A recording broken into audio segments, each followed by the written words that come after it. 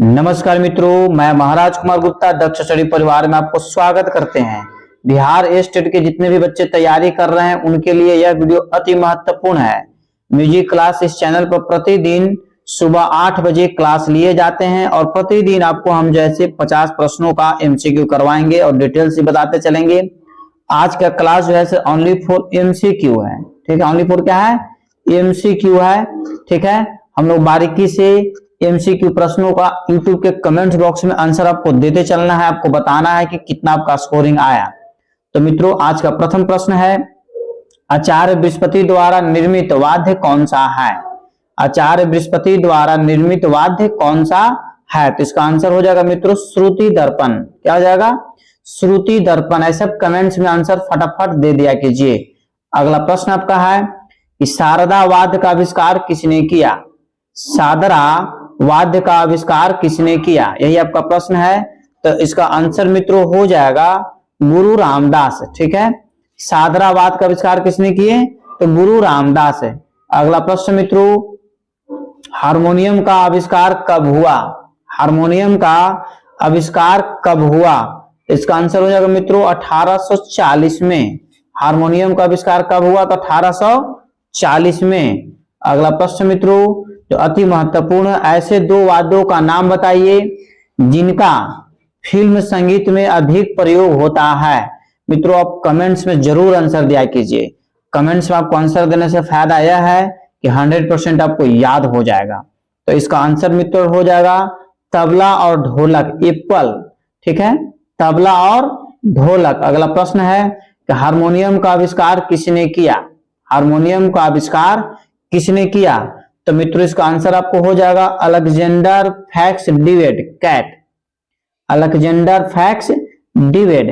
अगला प्रश्न मित्रों, मोहन वीणा किससे विकसित है? मतलब मोहन वीणा किससे विकसित हुआ है? तो मित्रों इसका आंसर आपको हो जाएगा गिटार से। प्रत्येक प्रश्न का आंसर आप कमेंट्स में जरूर दिया कीजिए।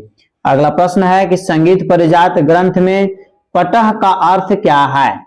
संगीत परिजात ग्रंथ में पटह का अर्थ क्या है? तो इसका आंसर मित्रों हो जाएगा ढोलक। पटह का अर्थ क्या है? तो ढोलक है। अगला प्रश्न मित्रों कि बो या गज का प्रयोग किस वाद्य में होता है? बो या गज का प्रयोग किस वाद्य में होता है? तो इसका आंसर हो जाएगा मित्रों वायलिन में होता है। किसमें होता है? वायलिन में। अगला प्रश्न मित्रों कि साज चंद्र सारंग का आविष्कार करता कौन है? अति महत्वपूर्ण प्रश्न है कि साज चंद्र सारंग का आविष्कार करता कौन है? तो इसका आंसर हो जाएगा मित्रों उस्ताद अलाउद्दीन खां, उस्ताद अलाउद्दीन खां। अगला प्रश्न है, इस प्रश्न का आंसर बताने से पहले हम एक बात आपको जरूर बोलेंगे कि यदि जीवन में सफल होना चाहते हैं तो प्रतिदिन एक छोटा सा गोल फिक्स कीजिए और उस गोल को पूरा करने में अपना पूरा दिन लगा दीजिए। आगे आने वाला समय ऑटोमेटिक आपका सही हो जाएगा। तो प्रश्न मित्रों कि सरोद सम्राट की उपाधि किसे प्राप्त है? सरोद सम्राट की उपाधि किसे प्राप्त है? तो इसका आंसर मित्रों हो जाएगा उस्ताद अमजद अली खां। उस्ताद अमजद अली खां बहुत बार एग्जाम में पूछ चुका है। उस्ताद अमजद अली खां क्या बजाते हैं? तो सरोद बजाते हैं, ठीक है। इसीलिए इतना अच्छा सरोद बजाने के कारण इनको सेंट्रल गवर्नमेंट जो है सरोद सम्राट की उपाधि से जैसे नवाजा है। अगला प्रश्न है वायलिन सम्राट की उपाधि किसे प्राप्त है? ठीक है, वायलिन सम्राट की उपाधि किसे प्राप्त है? तो मित्रों इसका आंसर आपको हो जाएगा पंडित बीजी जोग, कैट, ठीक है। बहुत बार एग्जाम में पूछ भी चुका है कि बीजी जोग कौन सा वाद्य यंत्र बजाते हैं? तो वायलिन बजाते हैं। अगला प्रश्न मित्रों आपका, तबला या पखावज की पूड़ी किस पशु के चमड़े से बनती है? तबला या पखावज की पूड़ी किस पशु के चमड़े से बनती है?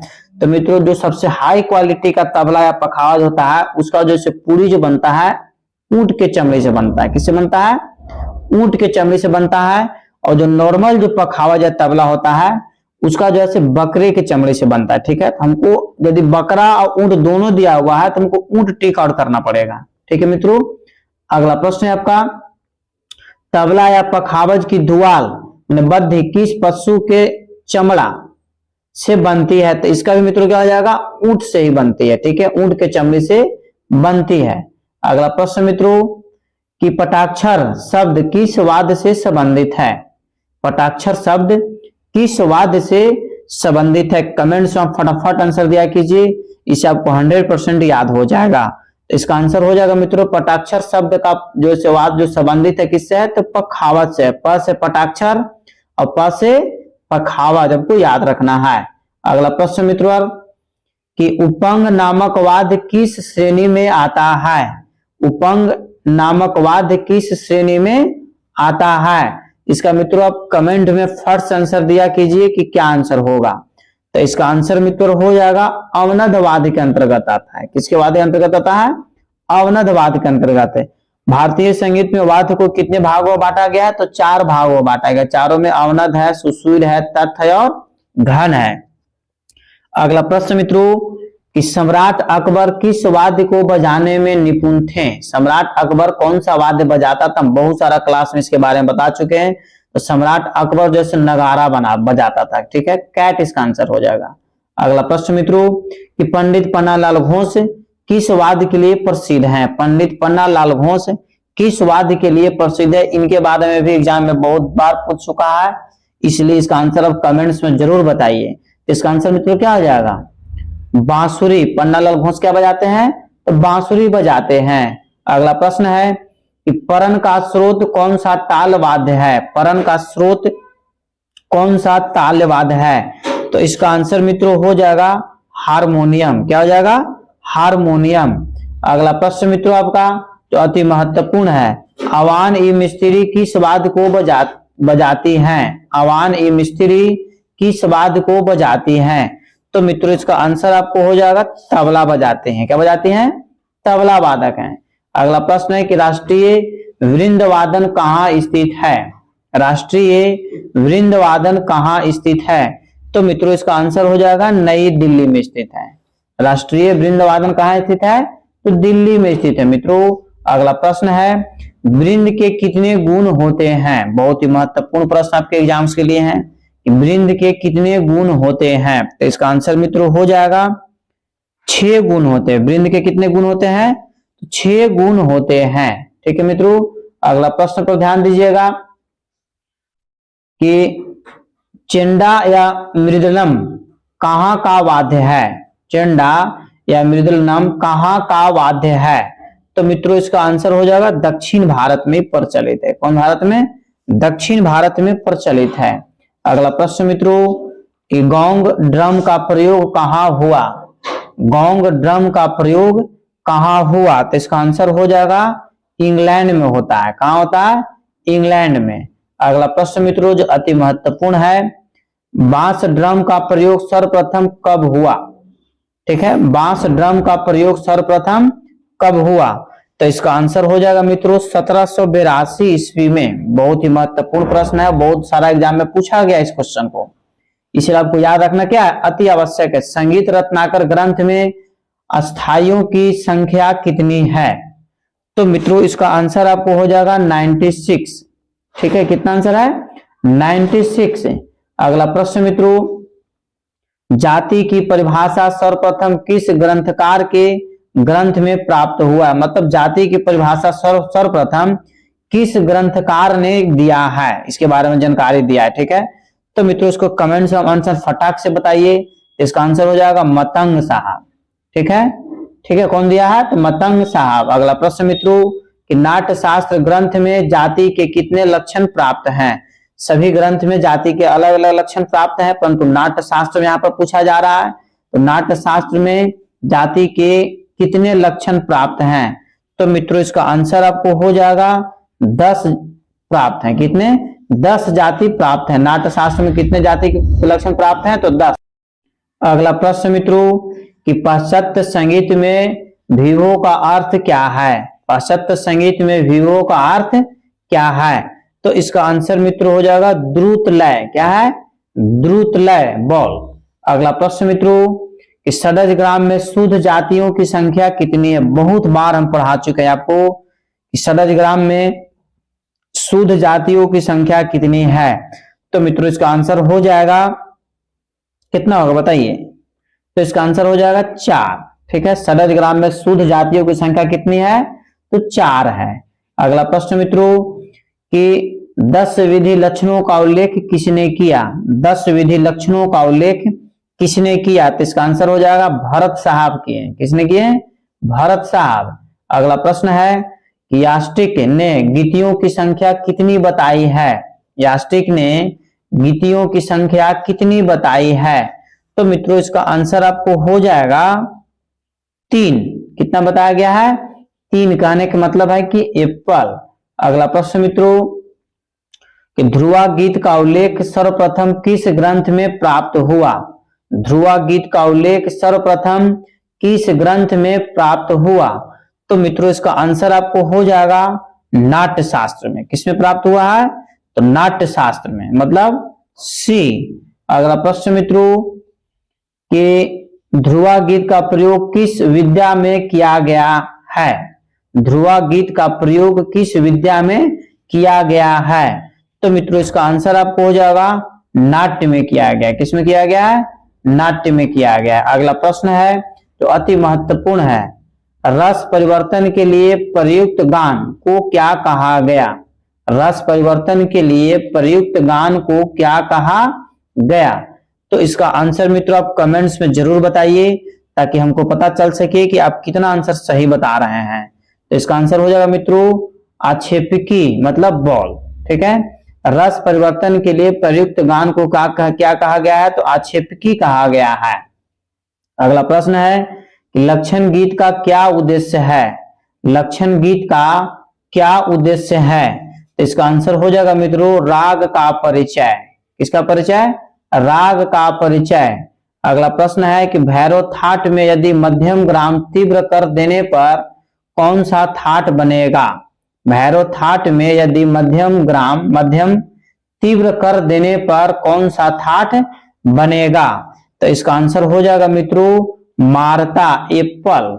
ठीक है, अगला प्रश्न है 12 स्वरों में से 7 मुख्य स्वरों को कहते हैं तो शुद्ध स्वर कहते हैं। कौन सा स्वर कहते हैं? शुद्ध स्वर कहते हैं। 12 स्वरों में से 7 मुख्य स्वर को क्या कहते हैं? तो शुद्ध स्वर कहते हैं। अगला प्रश्न मित्रों कि जब कोई स्वर शुद्ध अवस्था से नीचे होता है तो उसे कहते हैं। जब कोई स्वर शुद्ध अवस्था से नीचे होता है तो उसे कहते हैं। तो इसका आंसर मित्रों हो जाएगा कोमल स्वर कहते हैं। यदि जब कोई स्वर शुद्ध अवस्था से नीचे होगा तो कोमल, ऊपर होगा तो क्या बोलेंगे? तीव्र स्वर। ठीक है, अगला प्रश्न मित्रों श्रुतियां कितनी है? बहुत बार बता चुके हैं। तो श्रुतियों की संख्या कितनी है? 22 है। 22 श्रुतियों का नाम मित्रों हम बता चुके हैं, एक बार जरूर देख लीजिएगा। नगमा किसे कहते हैं? नगमा किसे कहते हैं? तो मित्रों संगीत में लहरा को जो है से नगमा बोला जाता है। लहरा को क्या बोला जाता है? नगमा बोला जाता है। अगला प्रश्न मित्रों इस संगीत द्वारा हम किस रोगी को उपचार करने में अधिक सफलता प्राप्त करते हैं? मतलब संगीत से किस प्रकार के रोगी को इलाज किया जा सकता है? तो मानसिक रोगी को, जो व्यक्ति मानसिक तनाव से जूझ रहा है उसे आप संगीत के माध्यम से उपचार कर सकते हैं। ठीक है, अति महत्वपूर्ण प्रश्न है। अगला प्रश्न है कि भाव, राग और ताल इन तीनों को एक साथ किसने दिखाया जा सकता है या किसमें होगा? ठीक है, भाव, राग और ताल इन तीनों को एक साथ किसमें दिखाया जा सकता है? अति महत्वपूर्ण प्रश्न है। तो नृत्य में इसको दिखाया जा सकता है। किसमें? नृत्य में तीनों को एक साथ जैसे दिखाया जा सकता है। अगला प्रश्न मित्रों कि भारतीय विद्वानों ने किसको हृदयगत भावों के उद्घाटन का सबल साधन माना है? ठीक है, भारतीय विद्वानों ने किसको हृदयगत भावों के उद्घाटन का सबल साधन माना है? तो मित्रों इसका आंसर आपको हो जाएगा गीत को। किसको माना है? गीत को, मतलब एप्पल। अगला प्रश्न है तानपुरे में पंचम स्वर किस सप्तक से दिखाया जाता है? तानपुरे में पंचम स्वर किस सप्तक से दिखाया जाता है? तो मित्रों इसका आंसर आपको हो जाएगा तार सप्तक से। कितने से? तार सप्तक से। बहुत बार हम पूछ चुके हैं कि सप्तक कितने हैं, तो सप्तक आपको 3 है। कौन कौन है? तो तार सप्तक, मंद्र सप्तक और मध्य सप्तक। ये तीनों क्या है? सप्तक है। अगला प्रश्न मित्रों कि तानपुरे का चौथा तार किस सप्तक से मिलाया जाता है? तानपुरे का चौथा तार किस सप्तक से मिलाया जाता है? तो मित्रों हो जाएगा मध्य सप्तक से मिलाया जाता है। कौन सप्तक से? तो मध्य सप्तक से। अगला प्रश्न मित्रों राग दरबारी कन्हाड़ा में तानपुरे का प्रथम तार किस स्वर में मिलता है? राग दरबारी कन्हाड़ा में तानपुरे का प्रथम तार किस स्वर में मिलता है? तो मित्रों इसका आंसर आपको हो जाएगा प में जाकर के मिलता है। कहा मिलता है? प में। अगला प्रश्न है आधुनिक स्केल पद्धति को क्या कहा जाता है? आधुनिक स्केल पद्धति को क्या कहा जाता है? तो मित्रों उसको मोड़ बोलते हैं, हालांकि यहाँ पे मिंड होना चाहिए, ठीक है, एप्पल। अगला प्रश्न मित्रों आपका कि जो स्वर रचना बजाई जा सके उसे पाश्चात्य संगीत में कहते हैं। जो स्वर रचना बजाई जा सके उसे पाश्चात्य संगीत में कहते हैं। तो मित्रों इसका आंसर हो जाएगा सुनाटा कहते हैं। बॉल क्या बोलते हैं? उसे सुनाटा बोलते हैं। अगला प्रश्न है कि अब्दुल करीम खां किस घराने के कलाकार थे? अब्दुल करीम खां किस घराने के कलाकार थे? मित्रों इसका आंसर आपको जरूर याद होना चाहिए क्योंकि बहुत बार हम बता चुके हैं, ठीक है। तो इसका आंसर हो जाएगा किराना घराना, ठीक है। एक बात मित्रों आपको जरूर हम बोलेंगे कि यदि अपने जीवन में सफल होना चाहते हैं तो प्रतिदिन आप एक गोल फिक्स कीजिए और उस गोल को पूरा करने में पूरा दिन लगा दीजिए, ऑटोमेटिक आगे आने वाला दिन आपका सही हो जाएगा। आगरा घराना के जन्मदाता कौन है? आगरा घराना के जन्मदाता कौन है? तो मित्रों इसका आंसर हो जाएगा हाजी सुजान खां। आगरा घराना के जन्मदाता कौन है? तो हाजी सुजान खां। अगला प्रश्न है कि अलादिया खां के घराने का नाम बताइए, मतलब अलादिया खां किस घराने से संबंधित हैं? तो मित्रों इसका आंसर आपको हो जाएगा जयपुर घराने से। अलादिया खां का संबंध किस घराने से है? तो जयपुर घराने से। अगला प्रश्न मित्रों कि किराना घराने के काले खां कौन सा वाद्य बजाते थे? मतलब पूछ सकता है कि काले खां का संबंध किस घराने से है? तो किराना घराना से है। और काले खां क्या बजाते हैं? यहाँ पर ही प्रश्न कौन सा वाद्य से संबंधित हैं? तो काले खां जो है मित्रों आपको सारंगी बजाते हैं। क्या बजाते हैं? सारंगी बजाते हैं। अगला प्रश्न मित्रों कि सिद्धेश्वरी देवी जो ठुमरी से संबंधित है, पूछता है कि सिद्धेश्वरी देवी का संबंध किससे है? तो ठुमरी से है। तो सिद्धेश्वरी देवी किस घराने की गायिका थी? सिद्धेश्वरी देवी किस घराने की गायिका थी? तो मित्रों इसका आंसर आपको हो जाएगा बनारस घराने से। किस घराने से? बनारस घराने से। और बनारस घराने जो है ठुमरी के लिए ही प्रचलित है। अगला प्रश्न है जो अंतिम प्रश्न है, किशोरी आमोनकर किस घराने के गायक हैं? अति महत्वपूर्ण प्रश्न मित्रों कि किशोरी आमोनकर किस घराने के गायक हैं? मित्रों सभी प्रश्नों का आंसर आपको कमेंट्स में जरूर देना है। तो इसका आंसर हो जाएगा मित्रों जयपुर घराना। किशोरी आमोनकर किस घराने के गायक हैं? तो जयपुर घराना। एक चीज मित्रों जरूर बोलेंगे कि आप अंतिम में जरूर बताइए कि आपका कितने आंसर सही हुआ। कमेंट्स में आप जरूर मैसेज कीजिए कि सर यहाँ पर 55 क्वेश्चन आपको हम दिए हैं, 55 में आपका कितना सही हुआ? 20 सही हुआ, 50 सही हुआ, 60 सही हुआ, कि समझे ना? जितना भी आपका सही हुआ उसको कमेंट्स में आप जरूर लिखा कीजिए ताकि सभी को इससे हौसला बढ़ेगा। पढ़ने का सबसे उत्तम तरीका है कि ग्रुप में पढ़ा कीजिए। यदि मित्रों चैनल पर पहली बार विजिट कर रहे हैं तो चैनल को अभी तुरंत सब्सक्राइब कर लीजिए, और यदि सब्सक्राइब किए हुए हैं तो मित्रों लाइक और इसे अपने स्टडी ग्रुप में जरूर शेयर कीजिए। स्वस्थ रहिए, मस्त रहिए। एक बार प्रेम से बोलिए भारत माता की जय।